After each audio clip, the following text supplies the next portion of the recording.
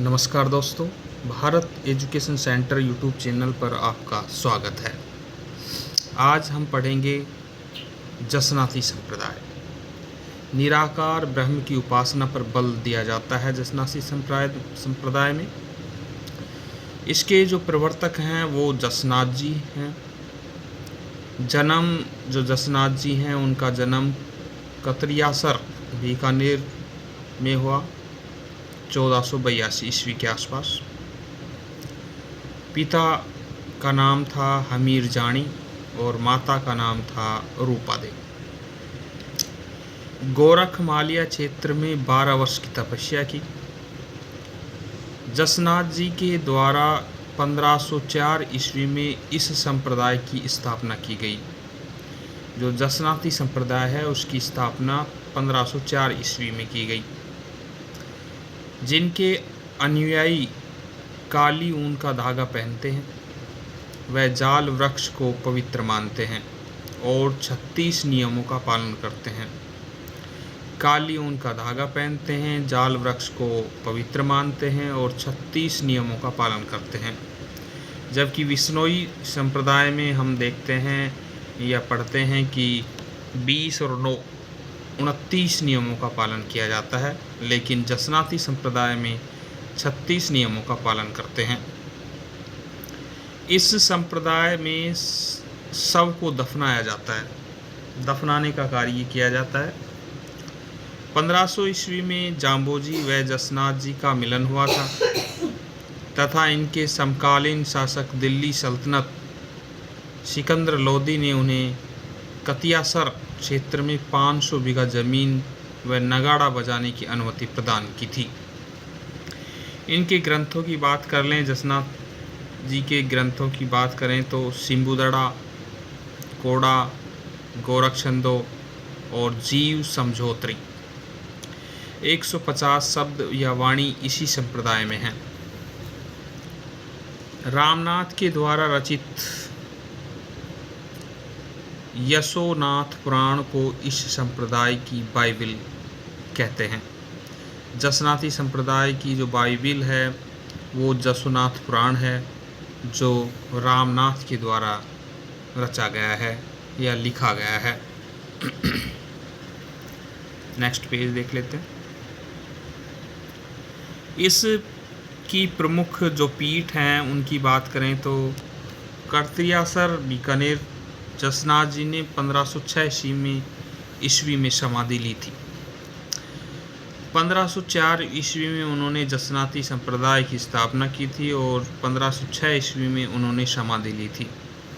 अन्य फीट की बात करें कि मुख्य फीट कतरियासर के अलावा कौन कौन सी फीट हैं तो लिखमादेसर, मालासर, पुंडरासर, बम्बलू और पांचला नागौर।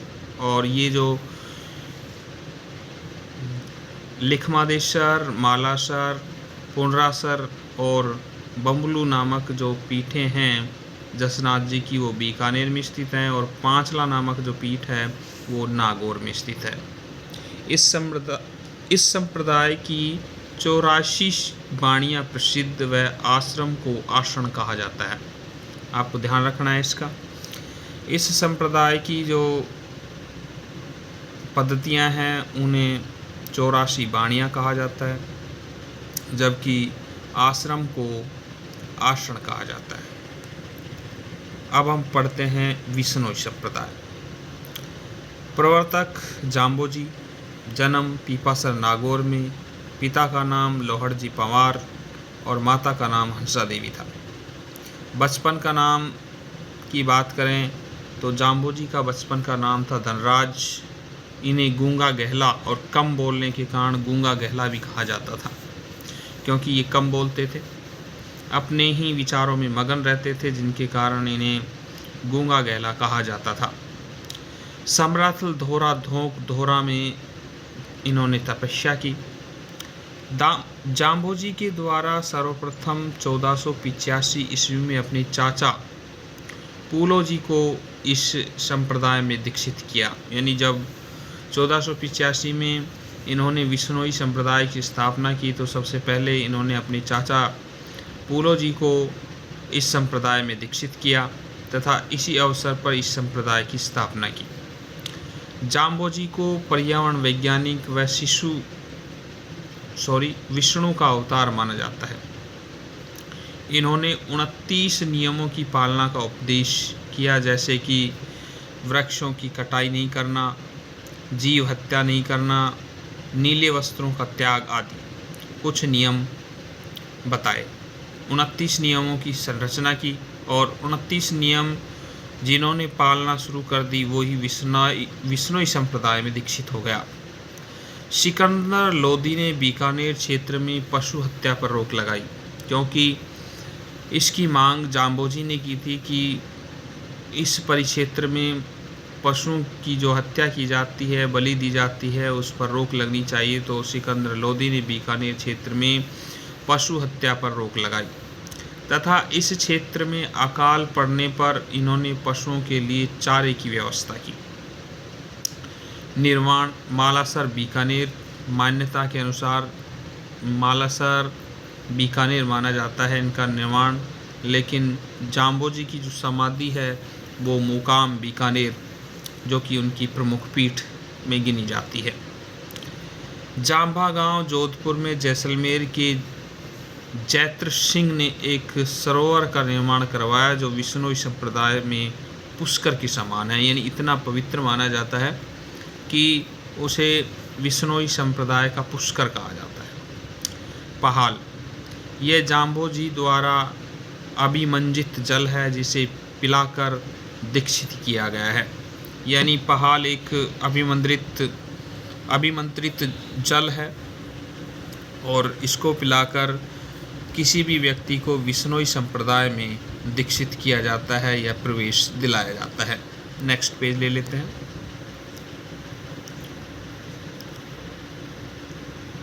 इनकी पुस्तकों की बात करें तो जयवाणी, और जयवाणी में इन्होंने 29 नियमों का उल्लेख किया है।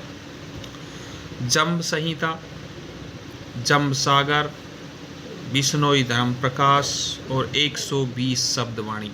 जबकि हमने पीछे पढ़ा था कि जो कत्रियासर वाला जसनाती संप्रदाय था उसमें 150 शब्दवाणी थे, जबकि जाम्बोजी ने 120 शब्दवाणी का प्रयोग किया है। माटो, खेजड़ी का वृक्ष जिसे बीकानेर शासकों ने अपने राज्य चिन्हों में शामिल किया गया, यानी बीकानेर के शासक माटो यानी खेजड़ी के वृक्ष को अपने राज्य चिन्ह में शामिल किया गया था। जाम्बोजी ने निर्गुण निराकार विष्णु की उपासना का उपदेश दिया। जाम्बोजी ने संसार को गोपालवास कहा, अर्थात अस्थायी निवास बताया। उन्होंने बताया कि ये जो संसार है ये अस्थायी निवास है, कुछ समय के लिए इंसान यहाँ आता है, भ्रमण करता है, व्यवस्थाएं देखता है, अपना जीवन यापन करता है और फिर एक दिन वापस चला जाता है। लालदासी संप्रदाय की चर्चा कर लेते हैं। प्रवर्तक लालदास जी का जन्म धौलीदूब अलवर में हुआ। बहुत इम्पोर्टेंट क्वेश्चन यहाँ से बनते हैं। मेव जाति के लकड़हारे मुसलमान थे लालदास जी। इनके गुरु गद्दन चिश्ती थे। शाहजहाँ के पुत्र दारा सिकों ने इससे मुलाकात कर मुग़ल उत्तराधिकारी के बारे में पूछा था कि मुग़ल उत्तराधिकारी कौन बनेगा। इन्होंने लालदास जी की चेतावनी मेवाती भाषा में लिखा है। इनका एक ग्रंथ है, ग्रंथ का नाम है लालदास जी री चेतावनी, मेवाती भाषा में लिखा गया है। इनकी जो समाधि है वो शेरपुर अलवर में है। इनका देहांत नगला जहाज भरतपुर में हुआ था और इनकी समाधि शेरपुर अलवर में। इनकी प्रमुख पीठ की बात करें तो नंगला जहाज भरतपुर में स्थित है। चरणदासी संप्रदाय की बात कर लेते हैं। प्रवर्तक चरणदास जी, जन्म डेहरा अलवर, बचपन का नाम रणजीत सिंह और गुरु सुखदेव ने दीक्षा देकर नाम चरणदास रखा। चरणदास ने नादिर दास के आक्रमण या नादिर शाह के आक्रमण की भविष्यवाणी की थी कि भारत पर नादिर शाह का आक्रमण होगा। इसकी भविष्यवाणी चरणदास जी ने की थी। इनके अनुयायी 42 नियमों की पालना करते हैं और पीले रंग के वस्त्र धारण करते हैं। हम एक बार फिर से स्मरण कर लेते हैं कि जाम्बोजी के नियमों के अनुसार 29 नियम, जसनास जी ने 36 नियम बताए, जबकि चरणदास जी ने 42 नियमों की पालना के लिए कहा। यह संप्रदाय निर्गुण व सगुण भक्ति का मिश्रित रूप है। हमने ऊपर जो संप्रदाय देखे हैं उनमें सभी निर्गुण संप्रदाय से संबंधित हैं, लेकिन चरणदास जी हैं वो निर्गुण और सगुण दोनों ही परंपराओं को मिश्रित करते हुए चलते हैं, जिसे निराकार ब्रह्म की उपासना सखी भाव से की जाती है। सखी का मतलब साथी या दोस्त के रूप में माना जाता है। नेक्स्ट पेज ले लेते हैं। ग्रंथ की बात करें तो चरणदास जी के जो ग्रंथ थे वो ब्रह्म भक्ति, ब्रह्म ज्ञान सागर, ब्रह्म चरित्र, ज्ञान सौरोदय, भक्ति सागर। इनकी प्रमुख पीठ की बात करें तो दिल्ली व राजस्थान में डेहरा अलवर। प्रमुख पीठ वैसे दिल्ली में ही है और राजस्थान डेहरा में इनका जन्म हुआ था, इसलिए वहाँ भी एक पीठ है। प्रमुख शिष्या भी इनकी रही हैं दयाबाई और सहजोबाई।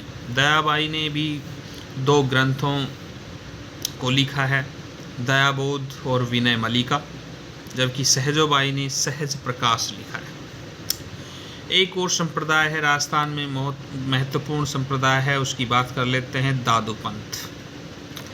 प्रवर्तक दादू पंथ जी जो लोदीराम जी नामक ब्राह्मण को साबरमती नदी में एक संदूक में मिले थे 1544 ईस्वी में। स्थापना दादू पंथ की, जिसकी प्रमुख पीठ नरेना जयपुर में स्थित है। गुरु वृद्धानंद जी जो कबीर के शिष्य हुआ करते थे, जिन्हें बुढ़न जी के नाम से भी जाना जाता था, इनके गुरु थे दादू जी के। दादू दयाल को राजस्थान का कबीर कहा जाता है। इनके जो मंदिर होते हैं, दादू जी के जो मंदिर होते हैं या दादू संप्रदाय के जो मंदिर होते हैं, उन्हें दादू द्वारा कहा जाता है या राम द्वारा कह सकते हैं। सर्वप्रथम इन्होंने उपदेश सांबर में दिए थे। सांबर जो जयपुर में स्थित है, और जो उपदेश की भाषा हुआ करती थी वो ढूंढाड़ी भाषा में सबसे पहले इन्होंने सांबर में उपदेश दिया था। इनके जो सत्संग स्थल हैं उन्हें अलख दरीबा कहा जाता है। इनके मंदिर में मूर्ति न होकर दादू वाणी को रखा जाता है। दादू दयाल जी के 152 शिष्यों में से इनके प्रमुख 52 शिष्य 52 स्तंभ कहलाते हैं। दादू पंथी विवाह नहीं करते। इनके शव को पशु पक्षियों के खाने के लिए खुले में छोड़ दिया जाता है। दादू दयाल की जब मृत्यु हुई या दादू दयाल जब समाये तो इनके शव को बहराना पहाड़ी जयपुर में रखा गया था, यानी वहाँ जानवरों के लिए खुला छोड़ दिया गया था। स्वयं दादू दयाल जी का शव बहराना पहाड़ी जयपुर पर रखा गया था। अन्य स्थल की बात करें तो कल्याणपुर, आमेर, भराना और सांबर। दादू पंथ का विभाजन 5 शाखाओं में हुआ: खालसा, विरक्त, उत्तरादे, खाकी और नागा।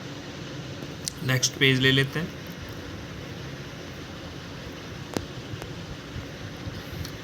देखिए, दादू दयाल जी ने फतेहपुर सीकरी में अकबर से मुलाकात की।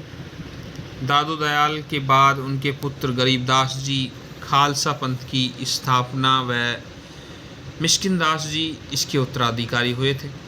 ग्रंथ की बात करें तो दादू दयाल जी के कुछ ग्रंथ थे, जिसमें दादू दयाल जीरा दोहा, हरडेवाणी, अंगवधु और दादूवाणी। उनके एक शिष्य थे जिनका नाम था सुंदरदास। राजस्थान के संतों में सर्वाधिक विद्वान और पढ़े लिखे संत ये दादू जी के शिष्य थे, जिन्होंने नागा शाखा की स्थापना की। इन्होंने 42 ग्रंथों की रचना की और उनकी भाषा, जो 42 ग्रंथ लिखे, उनकी भाषा पिंगल भाषा थी।